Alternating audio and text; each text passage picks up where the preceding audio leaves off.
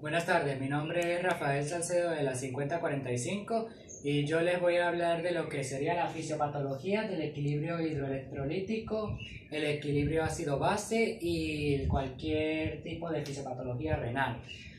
Primero les voy a hablar de los líquidos corporales. ¿Qué son los líquidos corporales? Los líquidos corporales son todos aquellos que podemos encontrar en varios compartimientos de nuestro organismo y que cumplen funciones muy variadas, entre las que podemos destacar el transporte de nutrientes, podemos destacar también el equilibrio de la temperatura y estos también permiten tener un equilibrio de la homeostasis celular y orgánica. Normalmente en el organismo, el organismo está compuesto por un 60% de líquido, el cual está dividido en dos compartimientos, los cuales son el espacio intracelular y el espacio extracelular. El espacio intracelular podemos encontrar lo que es el líquido intracelular y entre todas las células compone el 40% del organismo de un adulto común. El espacio extracelular compone el 20% restante del organismo, al mismo tiempo que está compuesto por el líquido intersticial, el líquido plasmático y otros tipos de líquido, los cuales se encuentran en diferentes compartimentos y cumplen funciones muy variadas. El líquido intracelular, así como todos los líquidos extracelulares, cumplen funciones las cuales van a permitir el correcto funcionamiento del organismo. El líquido intracelular se encarga de la integridad, se encarga de mantener las funciones del metabolismo celular, ayudan a la división celular, al mismo tiempo que también con todo lo que serían las actividades de la integridad celular. El líquido intersticial se encarga de los componentes integrales de la célula, se encarga también de ayudar en la comunicación celular y de componer o de realizar cualquier función que esté relacionada con el sistema celular. El líquido plasmático compone el 60% de la cavidad vascular, el cual al mismo tiempo se va a encargar de servir de transporte para cualquier tipo de célula, nutriente o cualquier otro elemento relacionado. Tenemos ahora, junto a los líquidos corporales, tenemos la presión osmótica. ¿Qué es la presión osmótica? La presión osmótica es un mecanismo que se ejecuta para mantener el equilibrio entre los solutos y los disolventes del organismo. Esto quiere decir los materiales orgánicos y los materiales inorgánicos del cuerpo.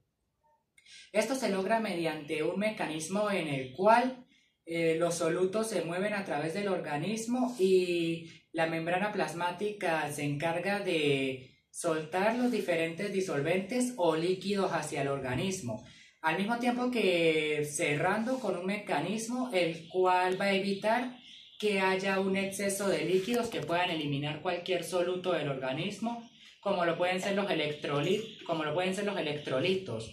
Esto para poder mantener un equilibrio entre disolvente y soluto y al mismo tiempo que no haya ninguna alteración o alguna patología por el desequilibrio osmótico o que no haya ningún proceso de osmolaridad. Tenemos ahora la deshidratación. La deshidratación es el ejemplo más claro de un desequilibrio osmótico. Esta es la falla o la falta de líquido en el organismo.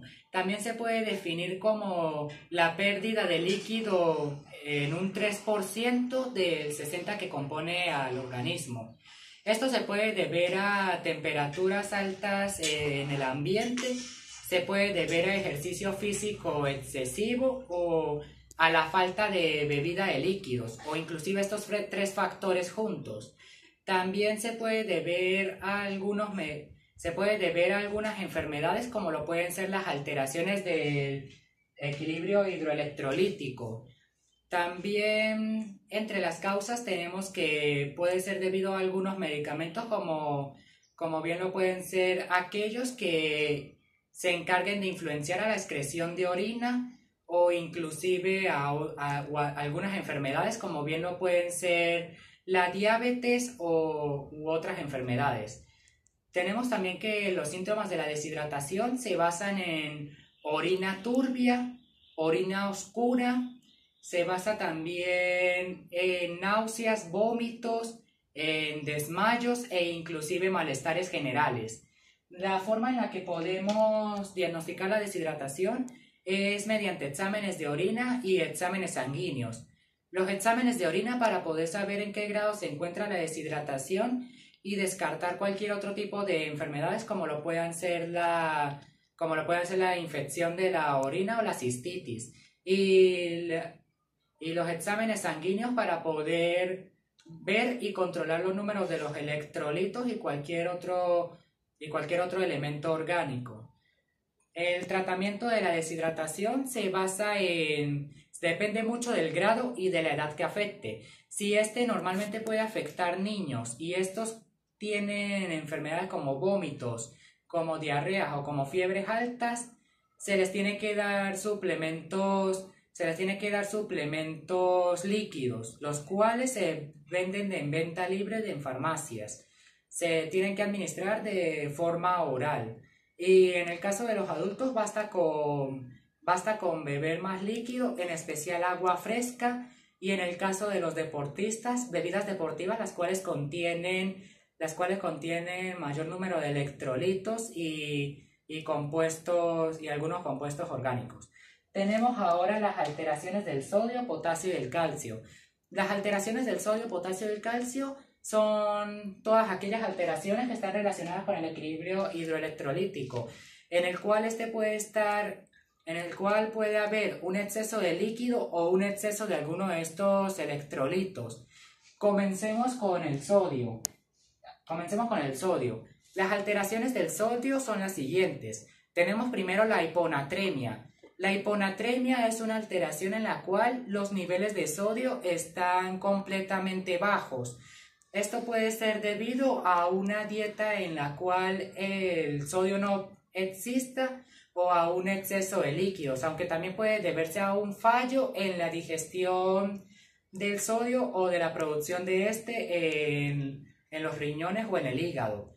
Los síntomas de una hiponatremia normalmente son la debilidad muscular, las náuseas, el vómito, también puede ser la fatiga, la inapetencia, etc. Los exámenes correspondientes para poder determinar una hiponatremia se basan normalmente en exámenes de sangre y exámenes de orina. Exámenes de sangre para poder medir qué tan deficiente puede estar el sodio y si hay algún otro tipo de electrolito que esté más arriba. O el examen de orina para poder determinar si el sodio se está yendo a través de la orina. Los tratamientos para poder curar la hiponatremia se basan en eliminar un poco el exceso de líquidos, así como también en alimentos o en algunos medicamentos que puedan sustituir la pérdida del sodio o que puedan influenciar a la producción de este. Otra alteración del sodio es la hipernatremia. La hipernatremia es lo contrario a la hiponatremia. Es un exceso de sodio en la sangre y a su vez también puede derivarse de una deficiencia de líquido. Esto puede ser debido a una producción excesiva por parte del riñón de sodio. También puede ser por una falta de excreción de dicho elemento y por procesos deshidratativos debido a la falta de líquidos. Tenemos que también la hipernatremia puede ser causada por algunas otras enfermedades que causen el aumento del sodio. Y también entre los signos y síntomas podemos tener la sed excesiva, principios de deshidratación, podemos tener también inapetencia, náuseas y vómitos, mareos, etc. También tenemos que para poder diagnosticar una hipernatremia se logra mediante exámenes de sangre y exámenes de orina para poder determinar el número de sodio que hay en la sangre, así como también qué tanto líquido se ha perdido y si el sodio se está yendo por la orina mediante los tratamientos. Dichos tratamientos se basan en mejorar el número de líquido en la sangre, así como también en algunos tratamientos como los diuréticos para poder aumentar la excreción de sodio. Tenemos ahora las alteraciones del potasio. Las alteraciones del potasio son la hipopotatemia. La hipopotatemia es una alteración en la cual el potasio está más bajo de lo normal. Esto puede deberse a una dieta en la que el potasio no exista o también puede deberse a una deficiencia de los riñones o del hígado. También puede ser debido a algunos fármacos los cuales aumenten la excreción del potasio a niveles muy altos. O también puede deberse a algunas enfermedades que destruyan a los electrolitos de potasio. Normalmente los síntomas por deficiencia de potasio pueden ser los siguientes. Puede haber inapetencia, mareo, vómitos, dolores musculares, puede haber también problemas neurológicos, etc. Para poder diagnosticar hipopotatemia, esto se hace mediante exámenes de sangre y exámenes de orina para poder determinar qué tanto potasio se ha perdido y si este se está yendo por la orina. Al mismo tiempo también se hacen electrocardiogramas debido a que la deficiencia de potasio puede ocasionar también problemas cardíacos. El tratamiento se basa en una dieta basada en potasio y en una disminución de los líquidos, al mismo tiempo que también en el consumo de suplementos de potasio y alimentos que contengan y medicamentos que contengan potasio. Tenemos otras alteraciones del potasio, la cual es la hiperpotatemia. La hiperpotatemia es una alteración en la cual el potasio excede los niveles normales y esto puede deberse a alteraciones en la producción de electrolitos de potasio, a una falta de excreción del potasio, a una falta de consumo de bebidas, enfermedades que puedan aumentar el potasio a niveles excesivos, a algunos medicamentos que también lo puedan aumentar, etc. Entre las causas de la hiperpotatemia tenemos que los signos y síntomas. Los signos y síntomas de la hiperpotatemia tenemos que pueden ser la inapetencia, pueden ser mareos, pueden haber problemas renales, y en algunos casos problemas cardíacos como las arritmias. Para poderlo diagnosticar se hace mediante exámenes sanguíneos y exámenes de orina. Y el tratamiento se basa en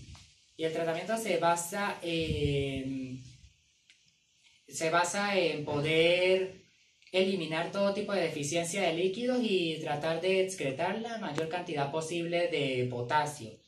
Luego tenemos las alteraciones del calcio. Las alteraciones del calcio son la hipocalcemia. La hipocalcemia es una alteración en la cual el calcio está en niveles deficientes. Esto puede deberse a una falta de consumo de vitamina D y a una falta de consumo de calcio, al mismo tiempo que también puede deberse a una alteración del intestino en la cual no se digiera bien los electrolitos de calcio. También puede deberse a una falta de producción de calcio y a un tipo de hormona, la cual es la hormona antidiurética, que al producirse en exceso causa una alteración del calcio. Entre los signos y síntomas de la hipocalcemia puede haber una debilidad muscular, una debilidad ósea, pueden haber también náuseas y vómitos, etc. Para poderlo diagnosticar se basa en exámenes de sangre y en exámenes de orina. Y el tratamiento se basa en el consumo de suplementos de vitamina D y en suplementos de calcio. Tenemos ahora la hipercalcemia. La hipercalcemia es una alteración en la cual el calcio está elevado, más arriba de sus valores normales, y que puede ser causado por un consumo excesivo de las vitaminas D y calcio, o por una producción excesiva de estos mismos. Ojo a esto, porque si la hipercalcemia no es tratada a tiempo, puede causar problemas neurológicos, como por ejemplo la confusión, la inatención y etcétera. También puede causar problemas respiratorios y problemas cardíacos que pueden llevar a la muerte. También, si no se trata, puede causar problemas renales como la insuficiencia renal crónica, la cual va a alterar las funciones renales de forma irreversible. Es decir, ya el riñón no va a poder excretar los productos de desecho de la sangre. Entre las causas tenemos que la hipercalcemia puede ser también por medicamentos los cuales alteren los niveles de calcio en la sangre, puede ser por exceso de vitamina D, calcio, etc. Entre signos y síntomas tenemos que pueden haber arritmias, pueden haber arritmias, letargos, pueden haber coma, convulsiones, etc. Los diagnósticos se basan normalmente en exámenes de sangre y en exámenes de orina. Y el tratamiento se basa en soluciones líquidas, al mismo tiempo que también en medicamentos que puedan permitir la excreción de calcio y la eliminación de cualquier agente causal que altere la producción de calcio. Ya habiendo concluido con las alteraciones de sodio, potasio y calcio, tenemos el síndrome edematoso. ¿Qué es el síndrome edematoso? El síndrome edematoso es ni más ni menos que la aparición de edemas debido a una acumulación de líquido por un proceso de tumefacción alterado, en el cual se produce una hinchazón debido a la acumulación de líquidos en un solo lugar. ¿Por qué se llama síndrome edematoso? Esto es debido a que un síndrome es la conjunción de signos y síntomas, y un edema puede ser un signo y un síntoma. Esto debido a que el edema puede ser un signo ya que el médico lo puede notar, ya sea mediante la observación o mediante la palpación. Y puede ser un síntoma ya que el paciente nota los cambios de hinchazón en sus piernas, en sus tobillos y en sus pies. Al mismo tiempo, la patogenia del síndrome edematoso lo explica cómo se producen los edemas, pero al mismo tiempo explica el proceso que es alterado, el cual es el siguiente. Normalmente un tercio del líquido corporal se mueve a través del torrente sanguíneo y muchas veces sale de este para poder nutrir a lo que son los tejidos y órganos del cuerpo. Esto en un 25%, los cuales serían el líquido intersticial y el líquido plasmático, provenientes del sistema circulatorio y del espacio extracelular. Estos líquidos se mantienen en equilibrio gracias a un mecanismo conocido como el mecanismo de Stirling, el cual es ni más ni menos que un tipo de fuerzas las cuales permiten el equilibrio de los diferentes líquidos, los cuales son la presión hidrostática, que se encarga del líquido plasmático, y la presión osmostática, que se encarga del equilibrio del líquido intersticial en el espacio extracelular. Al tener este equilibrio, los líquidos pueden entrar y salir y tener la misma cantidad de líquido para evitar un desequilibrio. Y estos van a pasar a través de un proceso de reabsorción.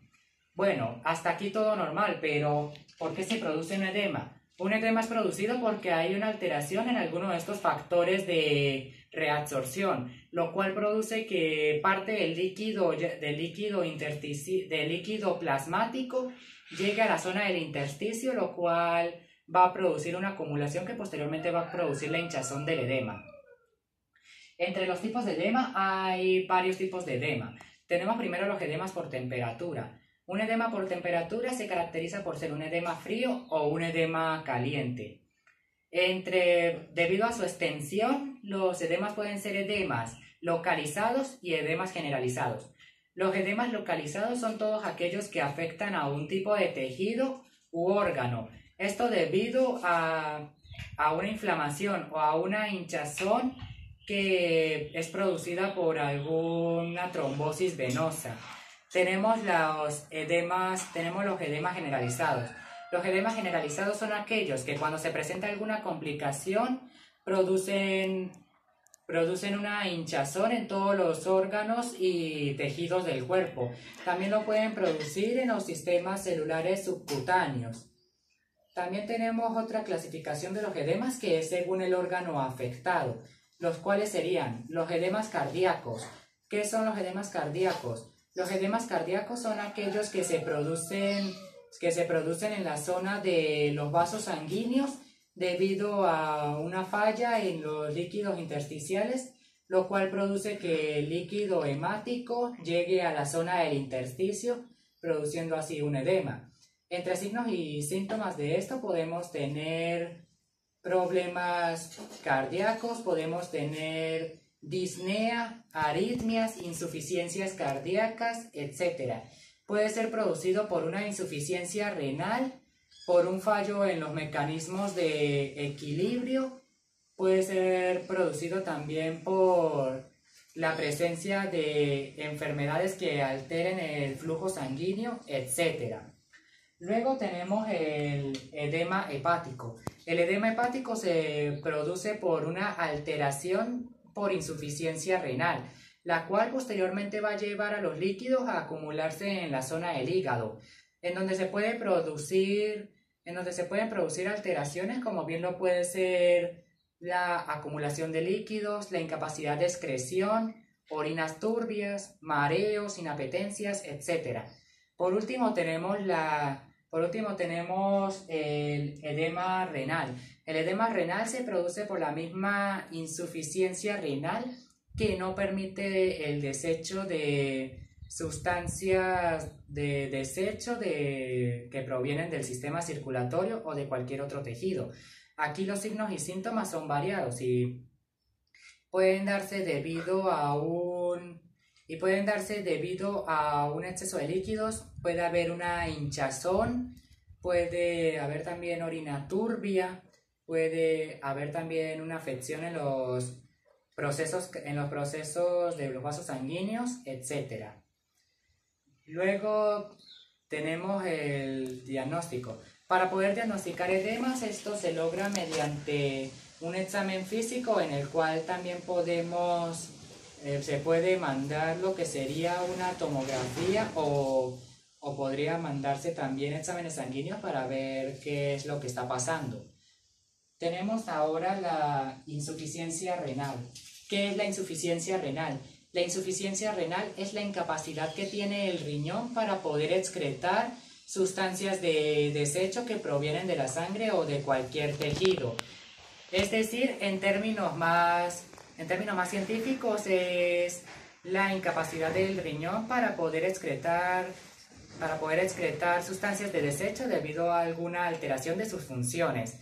La insuficiencia renal se puede dividir en insuficiencia aguda y en insuficiencia crónica. La insuficiencia renal aguda es la incapacidad del riñón para poder excretar productos de desecho de la sangre, al mismo tiempo que también puede causar alteraciones en la tensión y alteraciones en el equilibrio de los líquidos orgánicos. Aunque en este caso las funciones renales se pueden restablecer si se trata al agente causal. Entre las causas tenemos que puede ser por lesiones renales, por exposición a algunos químicos, por enfermedades autoinmunes o por alteraciones de algunas hormonas. También tenemos que los signos y síntomas pueden ser el malestar general, puede haber una acumulación de líquido, pueden haber nefritis, etc. La forma de curar esto es mediante los tratamientos para dicha insuficiencia renal aguda se basan en la vigilancia monitorizada, en poder administrar medicamentos diuréticos y también en los posteriores exámenes para diagnosticar cualquier otro tipo de regreso de insuficiencia renal aguda. ¿Cómo se puede manifestar? Las causas se dividen en tres: prerrenal, renal y posrenal. La prerrenal se debe a una hipovolemia, a una hipotensión y etc. La causa de edema se debe a una alteración orgánica y la posrenal se debe a cualquier lesión o alteración renal. Tenemos ahora la insuficiencia renal crónica. La insuficiencia renal crónica sigue la misma idea de la aguda, con la única diferencia de que las funciones renales ya no se vuelven a restablecer y ya no se pueden excretar productos de desecho debido a esta insuficiencia. Entre las causas tenemos que puede ser debido a alteraciones en los riñones, a exposición a químicos, también a lesiones renales, infecciones, etc. Los signos y síntomas pueden ser orina turbia, puede también aparecer edemas, infecciones, entre otros. La única forma de poder tratar una insuficiencia renal crónica es mediante terapias, las cuales van a permitir eliminar los desechos y restablecer los electrolitos necesarios. Al mismo tiempo que también se tienen que tomar suplementos para poder suministrar los electrolitos que hacen falta y algunos medicamentos para poder eliminar síntomas como los dolores de cabeza o cualquier alteración. Tenemos la uremia. ¿Qué es la uremia? La uremia es una afección en la cual ocurre durante la insuficiencia renal. Es el aumento de nivel de la urea en la sangre, y esto puede causar alteraciones orgánicas y de cualquier tipo de organismo. Aquí los signos y síntomas pueden ser el letargo, pueden ser la alteración de las funciones renales, entre otros. También tenemos las otras alteraciones del riñón, que pueden ser la pielonefritis, la glomerulonefritis y el síndrome nefrítico. La pielonefritis es una afección en la cual no se puede desechar la orina, sino que al contrario, esta regresa de la vejiga a través de la vejiga o de la uretra por los canales de los riñones y regresan a los riñones. Y también se puede extender al organismo provocando infecciones de cualquier tipo por cualquier bacteria que haya por ahí. Y la glomerulonefritis, que es una afección de los sacos de los riñones, es decir, los glomérulos, que puede causar infecciones en esa zona y pueden llevar también a una posterior insuficiencia renal si esta no es tratada. Y por último el síndrome nefrítico, que es una especie de signos y síntomas en los cuales el riñón se ve afectado de varias maneras, es decir, se puede presenciar, es un signo porque lo puede presenciar el médico, y es un síntoma porque el paciente presencia los cambios y siente varias alteraciones en los riñones, que si no son tratadas puede llevar a la pérdida de las funciones renales e inclusive a otras alteraciones. Como podemos ver aquí, las fisiopatologías del equilibrio hidroeléctrico ácido-base la podemos resumir así. El desequilibrio hidroeléctrico ácido-base, ya sean alteraciones de sodio, potasio y calcio, pueden causar entre lo general la deshidratación, que lleva al llanto sin lágrimas, a la boca seca y a la postración. Al mismo tiempo también existe que la hiponatremia es la deficiencia de sodio en la sangre. Hipernatremia, en cambio, es el exceso de sodio por falta de líquido. También tenemos la deficiencia de calcio, que es la deficiencia de calcio, que es la hipocalcemia, es decir, la falta de calcio en el torrente sanguíneo, y la hipercalcemia, que es el exceso de este. Los edemas, que son la aparición de hinchazones debido a la acumulación de líquido, el cual puede ser normal, leve o moderado severo, dependiendo de la alteración y del tipo de líquido que se haya acumulado. Y en las insuficiencias renales tenemos la insuficiencia renal aguda, que es la alteración de las funciones renales, pero posteriormente estas van a regresar a la normalidad después de un tiempo. En cambio, insuficiencia renal crónica ya no hay vuelta, ya no hay retorno para el regreso de las funciones renales, ya que el riñón se ve disfuncional y aquí se tiene que recurrir a terapia para poder desechar diversos desechos orgánicos y para poder compensar ciertos electrolitos. Muchas gracias.